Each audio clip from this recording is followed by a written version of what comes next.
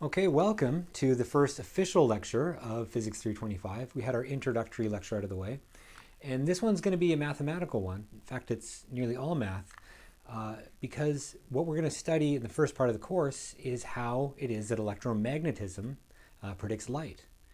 And electromagnetism is fairly mathematical. Here is electromagnetism. Here's all of electromagnetism. 4 equations. These are Maxwell's equations. And they amazingly contain everything about classical electrodynamics in them. And what we're going to do is we're going to see how these equations are going to directly predict that light is an electromagnetic wave. But in order to do that, we have a tiny bit of groundwork to do, because what are some of these symbols? First of all, we have E and B, which are the electric and magnetic fields, respectively. And these are vector fields. Right, and we discussed this a few times, or in a few sentences last lecture. That's a very complicated thing, right? It's a 9-dimensional problem. For every point x, y, z in space, we need to specify the magnitude and direction of the electric field and the magnitude and direction of the magnetic field. And in order to manipulate these and see what physics predicts, we have to work and speak the language of these Maxwell equations. We see there's some funny things here. There's dots and crosses and upside down triangles. So this lecture is about understanding these symbols and really understanding the language that electromagnetism is written in. Okay, so the real complication with these is that we're dealing with functions of many variables. We're talking about fields and vector valued functions and scalar functions, and we need to differentiate these things. No pun intended. But on that note, differentiating, let's talk about how we treat ordinary functions. Here's an ordinary function, and it's a function of one value, w. F of w is equal to some number, y, right? And often it's not just important to know the value of the function. We want to know how the function is changing when we change its inputs. This is fundamental in physics, right? Because if I specify all the positions of all the particles in the universe, that doesn't really tell us the whole picture. But alarmingly, in classical physics, if I also tell you all the rates at which those are changing, namely the positions and the momentum, then I can solve the universe if I have an infinitely powerful computer. So it's very important to know the rate of change. And the mathematical tool that we use for the rate of change is the derivative. The derivative is really just taking, if we can see here, there's 2 points here. We're looking at how the function changes, and by definition, what we want to do is move the variable by a small amount and see how the function changes. And that ratio of the change over that small amount is the derivative. Mathematically, it's the limit as h goes to 0 of f of x plus h minus f of x divided by h, which is just an equation saying the same thing. And graphically, it might look like this. We're going to shrink that distance, and eventually we're going to come to the slope when that distance goes to 0, which is what we call the derivative. Okay, so that's fine. That's an ordinary function, a single function of a single variable. What if we have more than one variable? We have multiple variables. Well, in this case, it's not immediately clear what I mean when I change the input, because there's many inputs. But really, operationally, what we want to do is see how the function changes when we move one of the inputs. And that's the change with respect to that input. Mathematically, what that corresponds to is the partial derivative. Okay, so the partial derivative has these funny del's here, these funny d's, and that signifies that it's a partial derivative, and operationally it's just the same thing. We're doing the derivative with respect to one of the variables here. Okay, so that's what the partial derivative is. Here, this is the partial derivative of f with respect to v here. We're only changing v. So u and w are just constants kind of doing nothing here. Okay, so there's a quick thing we need to worry about. There's a notational difference between the partial and the full derivative. And we have to be a bit careful about this. So I can think about a full derivative, which is just my normal d, and a partial derivative, which is this curly d. But what does that actually mean? And often we'll see things that are confusing at first, like this. I have the full derivative of a multivariate function with respect to a variable t. What does that actually mean, right? Well, implicitly, when I write something like this, df of x, y, and z by dt, these full derivatives here, they imply that really underneath the surface, this is just a function of one variable. How can that be? Well, maybe x is equal to x of t, y is a function y of t, and z is a function z of t. Okay? So that is really what this notation is saying when I draw full derivatives. So we just have to be a bit careful. The partial means I'm just taking one of the derivatives. A full differential here means that I really know that there's really just a function of one variable here, or I've made a notational mistake.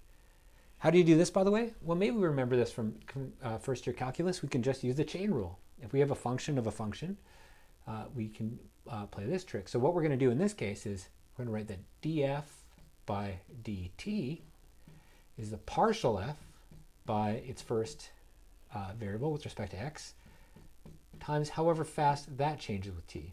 And similarly, we're going to do the same thing for y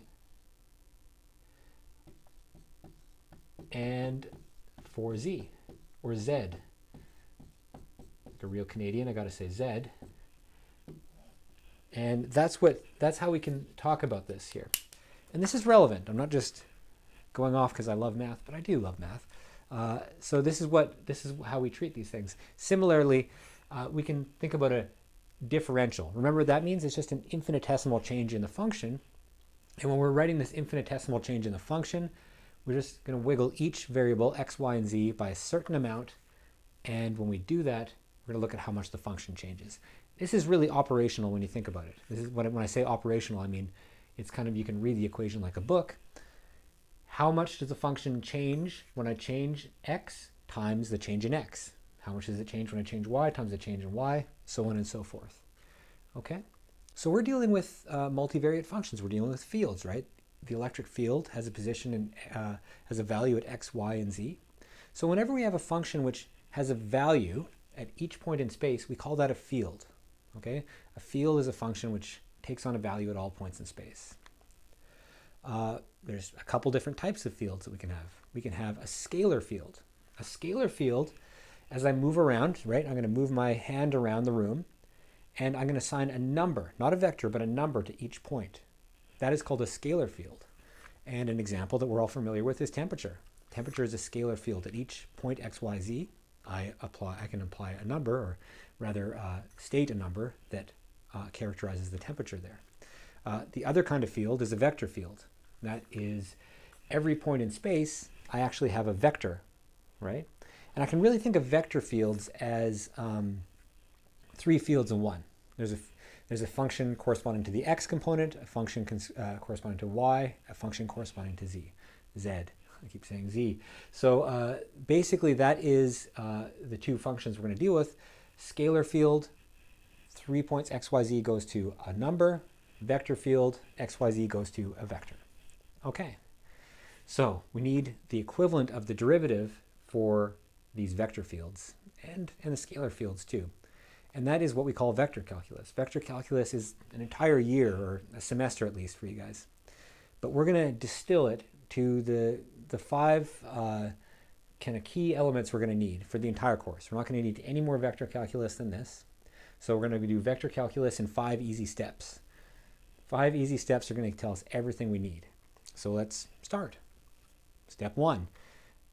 We're going to deal with something called the gradient. Now, to get a feel for what the gradient is, let's think about the temperature. How does the temperature vary? What does that scalar function temperature actually do, and how do we characterize it? So let's say I'm going from x, y, z to some other point, x prime, y prime, z prime. I'm going to give up on trying to say z or z. I'm just going to choose a random number and say one or the other. I have some vector between the 2 points. We'll call that dl, right? And that's just a little bit of x, a little bit of y, a little bit of z. So as we move across this room, how does the temperature change? Well, operationally, we can do what we did before with this partial derivative. We can say that my change in temperature is just how fast the temperature is changing along the x direction times that little bit of x. I can also talk about how fast it's changing in y. And I have to add that in, right? Because I'm moving along x and I'm also moving along y. So it's going to add to the total change in temperature. And I'm also moving along z. So I have to add that term there too. Okay? And this is it. This is getting to what the gradient is, by the way. Now, in order to kind of motivate this, let's look at this a bit. We have an x component, a y component, a z component on both of these things. This is really starting to seem like a dot product. In fact, this is the x component of dl, the y and the z component of dl as well. So let's look at this thing like a vector. We have dt by dx, dt by dy, dt by dz. And if that's a vector, I can just dot it with dl, and that's actually going to give me the change in the temperature. That kind of characterizes the change. Now, we want to be able to apply this to everything, not just temperature. So what we're going to do is we're going to define a vector operator called del. And that's going to be d by dx in the x direction plus d by dy in the y direction plus d by dz in the z direction. Note that I called it an operator. It doesn't mean anything on its own. It has to operate on something. It's something we can operate on, for example, on a scalar function. So for example, on t, it's going to give us exactly, well, I've already written it, it's already going to give us exactly this. So that is what, that's a kind of a useful tool, and this is a very important point here. We're going to call this vector operator del. This symbol is called a nabla, upside down triangle. We've now gotten to the upside down triangle part that we mentioned at the beginning, and this is what it is, okay? So let's actually define this. This is what we're going to call the gradient of the scalar function t. It's going to take a scalar function that's in R, that's one number, and it's going to map it to a vector function. We need three numbers to describe it, right? Dt by dx in the x component, dt by dy in the y component, dt by dz in the z component. All right, and that's what we call the gradient. We can just write it out explicitly, like we've done. It has three components now, and we can interpret this. So let's actually interpret this. Let's try to interpret what the gradient actually is. What does it actually mean? Remember from linear algebra, back whenever we took it? If I have the dot product of two vectors, I can write that like the magnitude of one times the magnitude of the other times the cosine of the angle between them. That's somewhere in linear algebra, right? That's the angle I'm talking about. Well, let's do the same. Let's look at the magnitude of the gradient.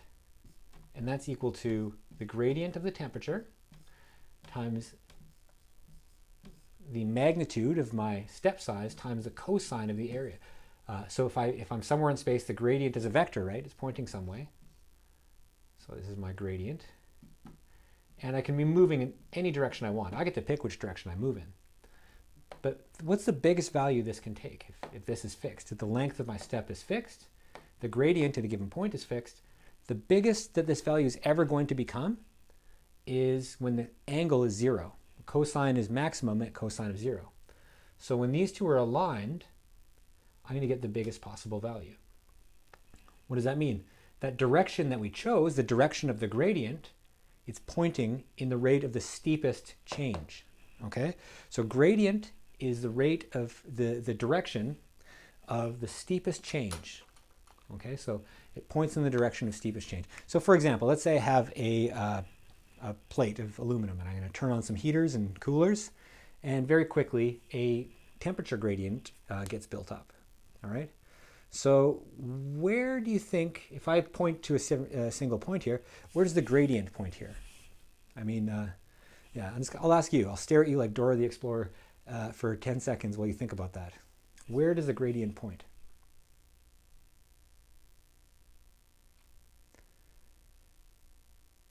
I guess I could have just told you to pause the video. I'm getting used to this online teaching still, but let's think about it.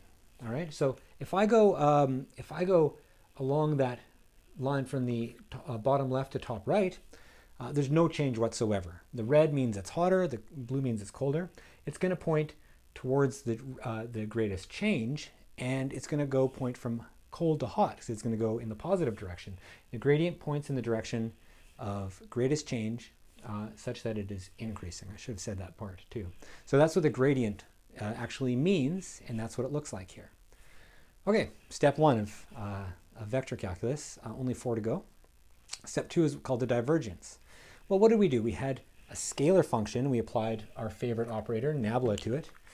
Let's apply it to a vector function.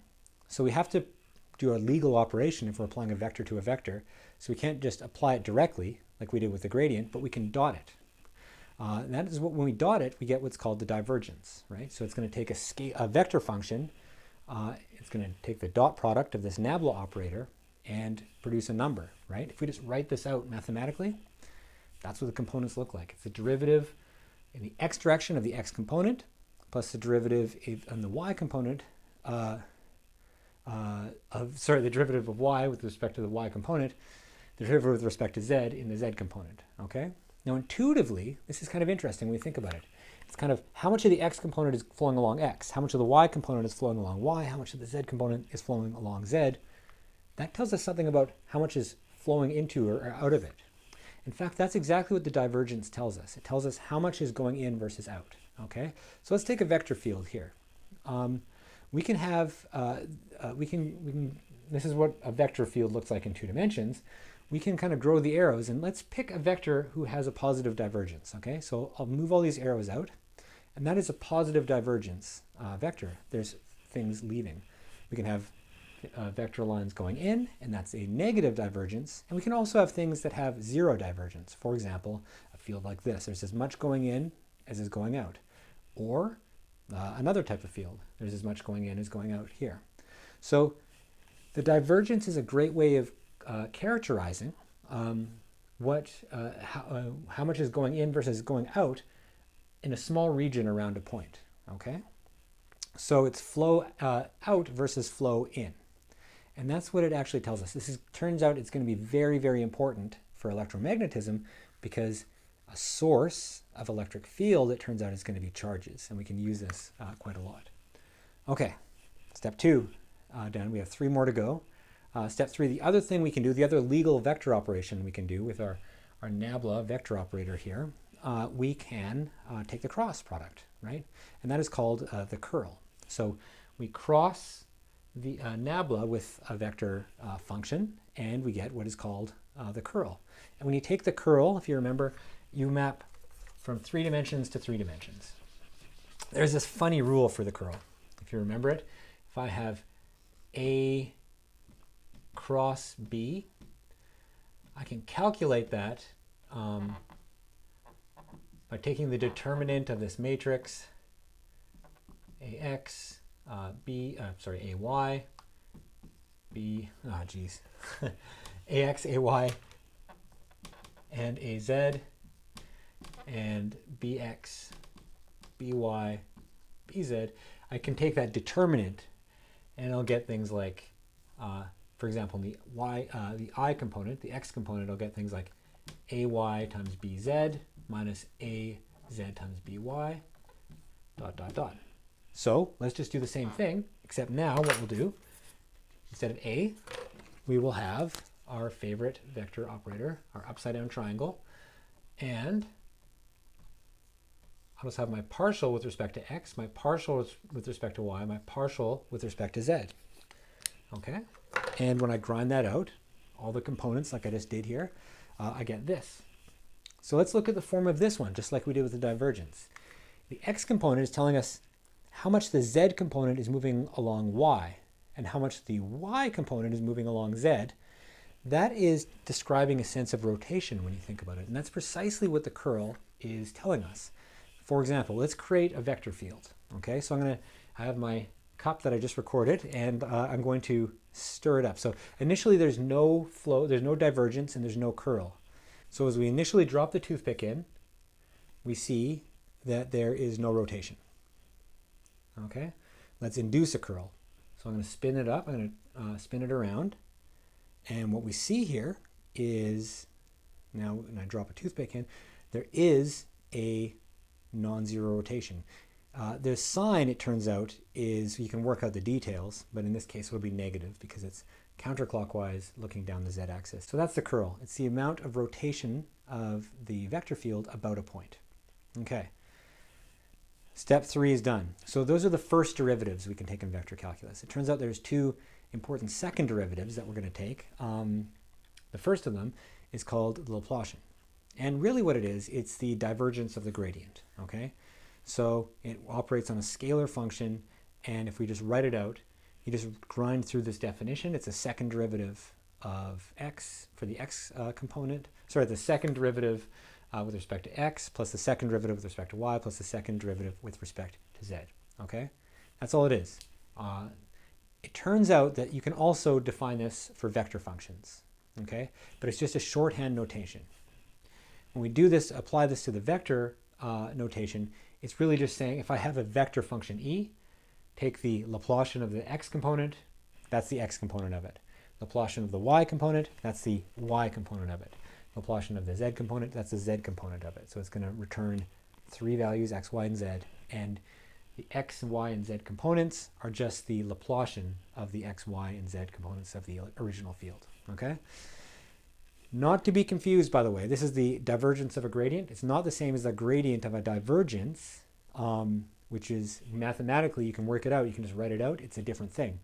In fact, the difference of those two things are the fifth and final step in our fast and furious journey through vector calculus, okay? The curl of a curl.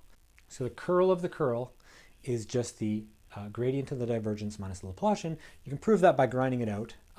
We will not do that. But this is an important identity that we're going to use next lecture, like right away. This is actually what's going to give us the wave equation. So it's very important that we know this. Not so important that we memorize it or derive it. It's just component-wise grinding it out. So we will not grind it out. That's it. Vector calculus in 5 easy steps. That's it for this lecture. And now we have all the tools we need to prove the existence of light from Maxwell's equations. So just to summarize, I want to give a brief summary at the end of every video. Three things. So the first is that a field. What is a field? A field is a function that can take values in space. If it takes a number for every point in space, it's a scalar field. If every point in space is described by a vector, we call it a vector field. Examples are temperature and electric field, respectively. The second thing to remind us of, there's first derivatives, and we can use this nabla. We can use the del operator, which is symbolized by a nabla, and that is the gradient, which acts on a scalar and produces a vector. If we're operating on a vector, there's two things we can do. We can take the dot product, that is the divergence, or we can take the curl, and the cross product rather, that is the curl. Okay, those are the first derivatives. There are two important second derivatives, the Laplacian, which is operating on a scalar function. It just gives you the second derivatives like the gradient or the divergence would, except we operate it on a scalar field. We can also operate it on a vector field. We just plug that definition into every point, every part of the vector field. Finally, last but not least, man, it's early in the semester. I'm already losing my voice from this 20 or so minutes. But last but not least, we have the curl of a curl. And this is just a vector identity that's very important for the course, not so important to memorize or derive. Okay, great work. Thank you for bearing with me on this highly mathematical first lecture. Now we get the fun stuff next lecture about using it to predict the existence of light. And I will see you then.